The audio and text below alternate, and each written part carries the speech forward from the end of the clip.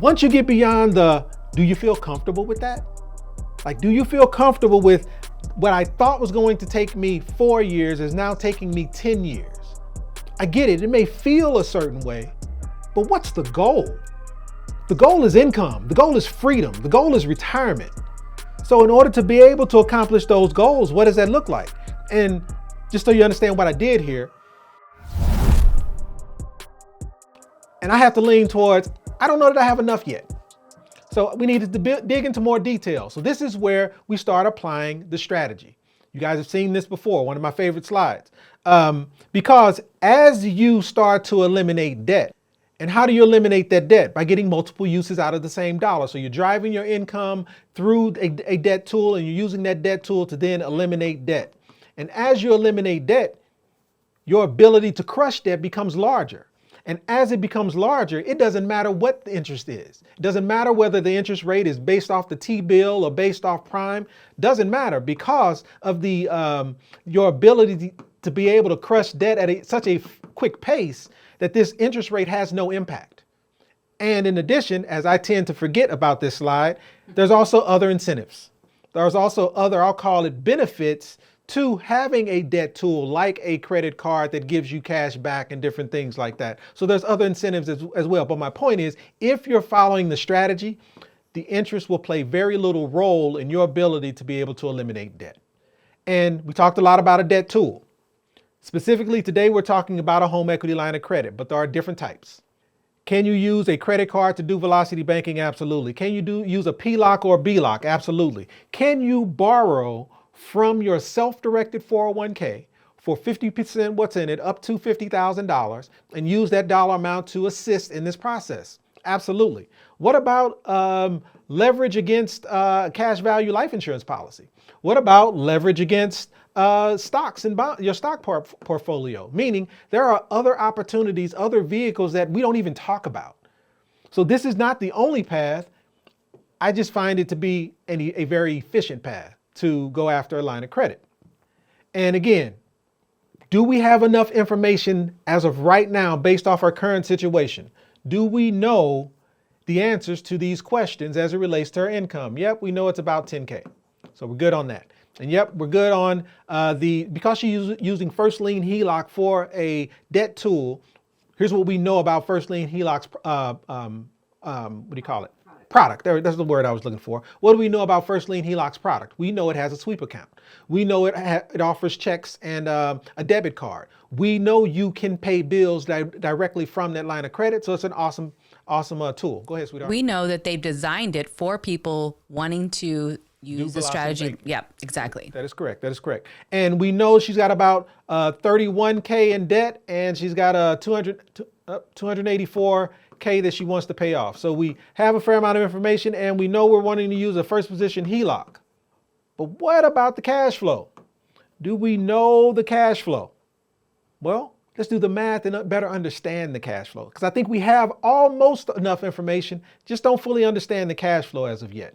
Well, what I wanted to dig into is better understanding her cash flow. So I'm showing month 0. What I'm saying is, before she implements velocity banking, where does she currently sit?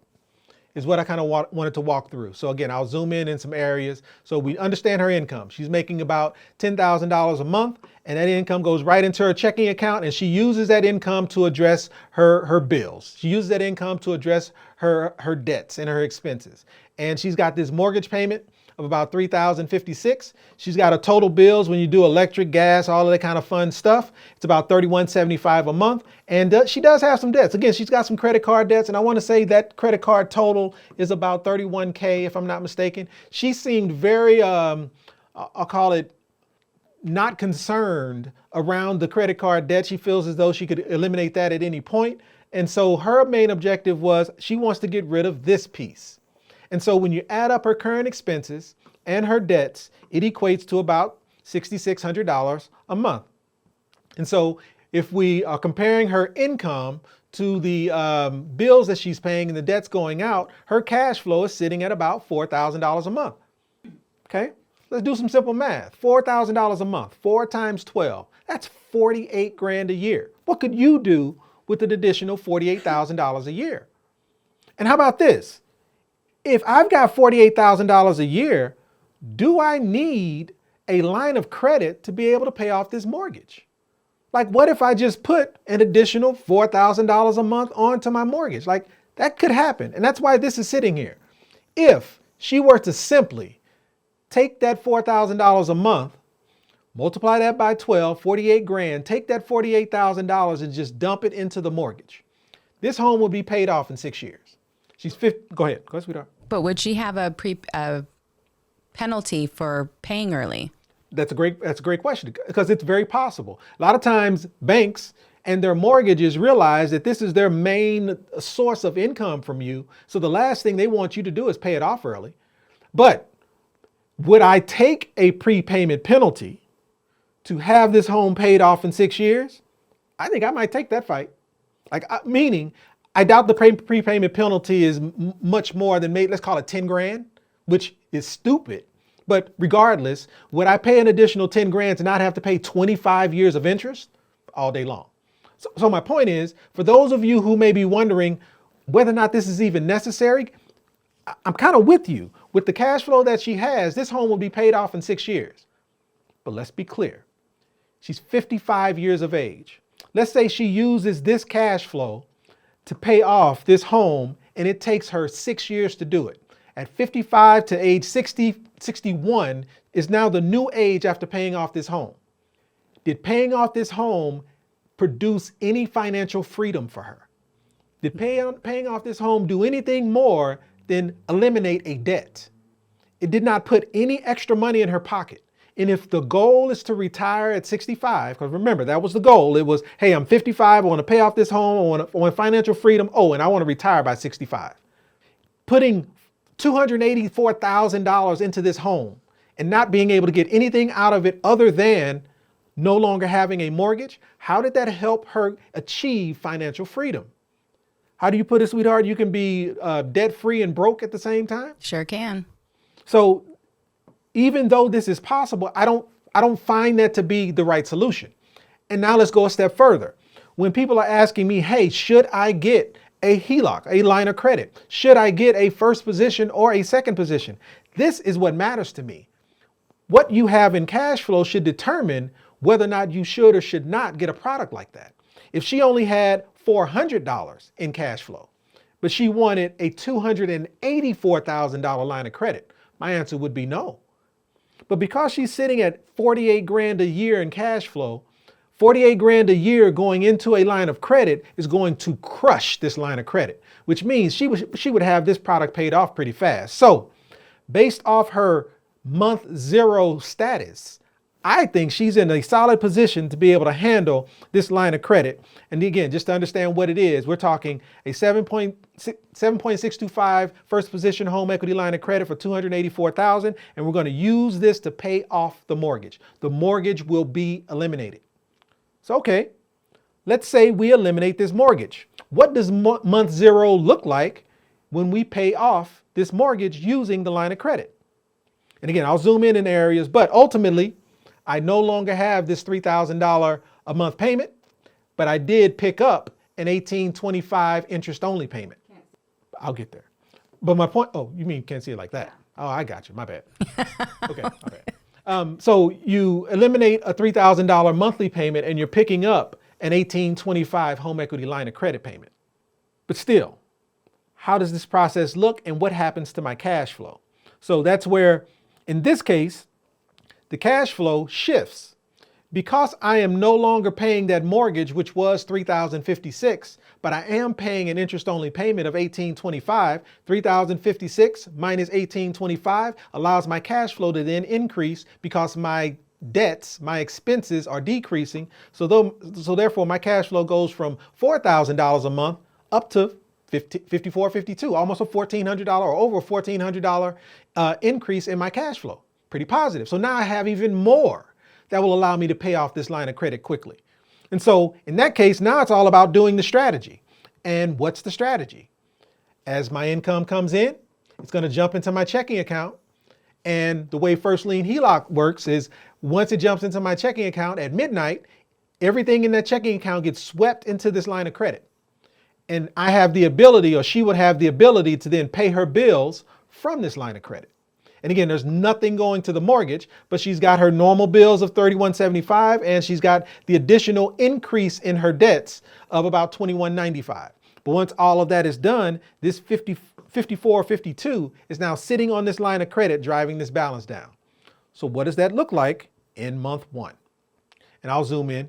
But in month one, again, income came in, jumped into my checking, it was swept into my line of credit, I paid my bills, and then at the end of month one, that $284,000 balance dropped by the cash flow that I have, leaving an ending balance in month one of $278,548. So the process is working. And again, there's a lot that I am assuming, there's a lot that I am not concerned with. And let me just share one here. That $1,825 interest-only payment is based off this total balance of $284,000. Yes? But at the end of month one, after this cash flow is sitting on this line of credit, the interest rate is variable. The interest rate is based off the performance of the HELOC or the balance in the HELOC at the end of the month or at the start of the next month, which means the interest rate owed for month two is based off a new balance of $278,548.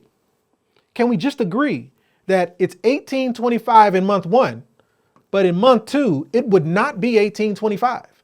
It would be something less than that. I won't say it's less than $1,800. All I'm saying is the interest owed on this line of credit drops as the balance on the line of credit changes. Why is that important? Well, in this particular example, I am not going to change that $1,825, meaning I'm going to keep that interest-only payment the same for the life of this example, which means this is the worst case scenario. And the other piece that I wanted to throw in that, it's because that $1,825 is going to change, is going to fluctuate. And what happens if the interest rate changes? Right now, this is based off 7.625%. I don't show the interest rate changing either.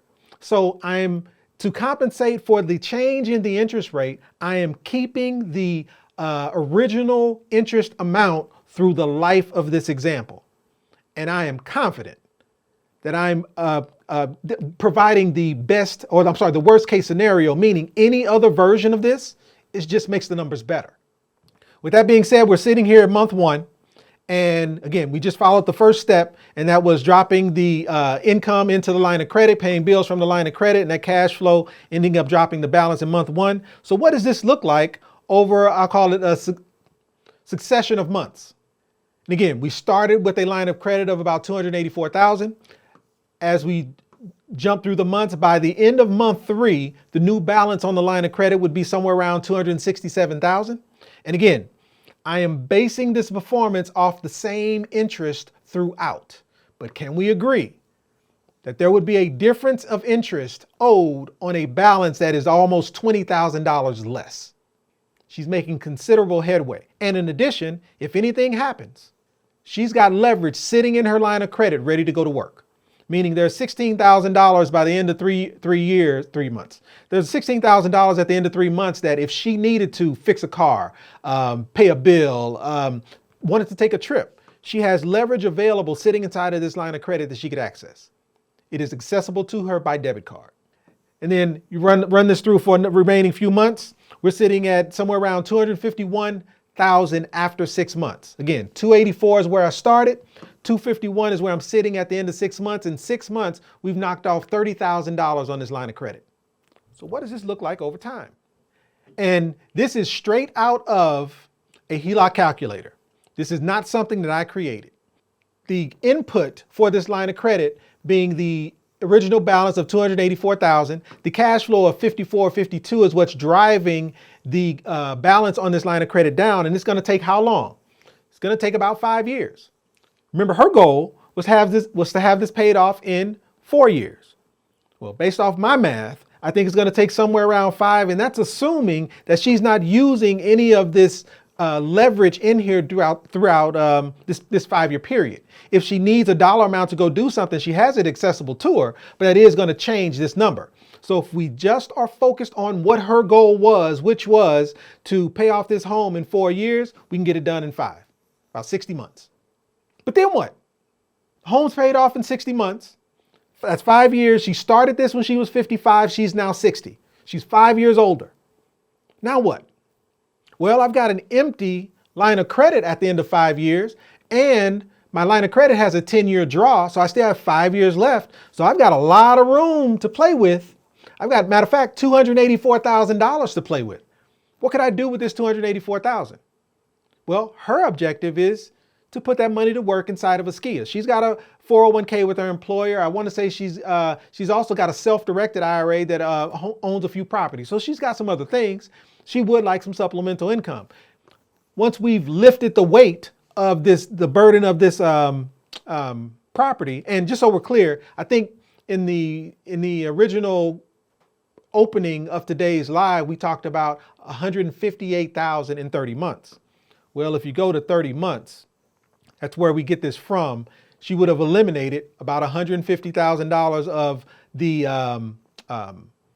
balance on this line of credit in a 30-month period.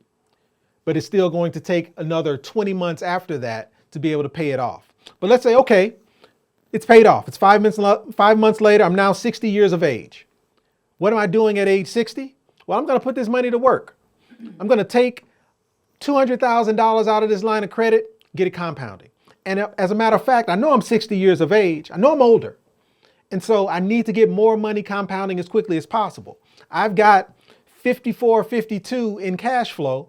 Can I take $3,000, which is $36,000 a year? Can I take $3,000 out of that 54 or 52 and put that money to work, as well as leverage $200,000 out of the $284,000 that I have available and get it compounding? You sure can. And what does that look like in 5 years? So that would be an additional $34,000 on top of all of your other retirement-based products. That's a decent amount of supplemental income, wouldn't you say? 34 grand. My question to her was, notice though, we didn't start compounding till age 60. Don't you consider that to be a little bit too late?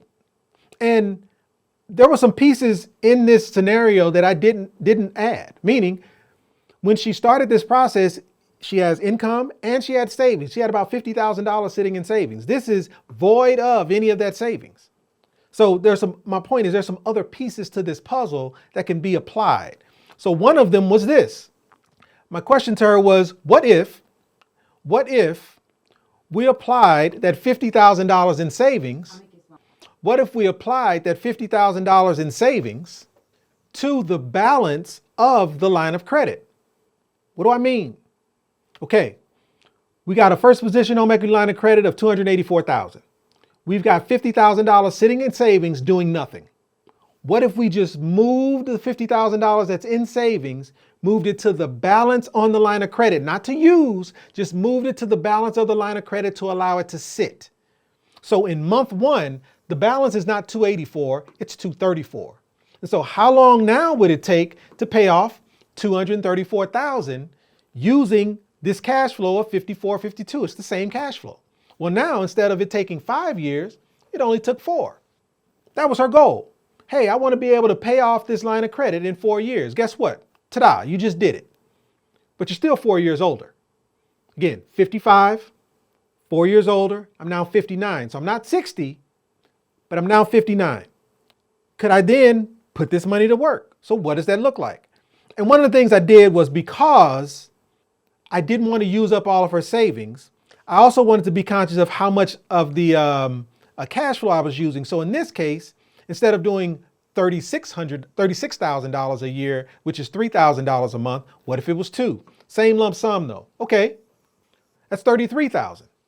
Is it comparable to what was before? What was the dollar amount before? $34,000. So $34,000, if we allow this to compound for 5 years and put $200,000 in and additional $1,000 in cash flow, knowing that I got to pay off this line of credit over that period of time as well. Okay.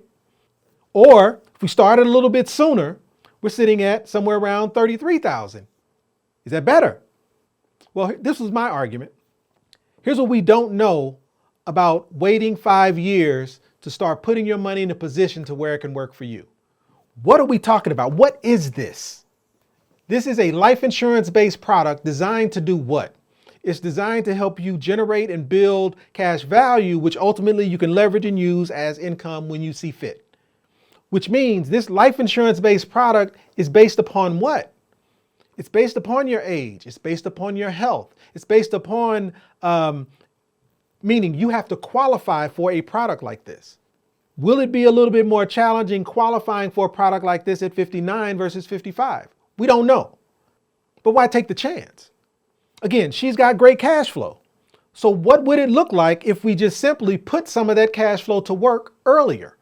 Meaning we still get the same $284,000 in a line of credit, but instead of 54.52, we take 2,000 of this cash flow and get it compounding.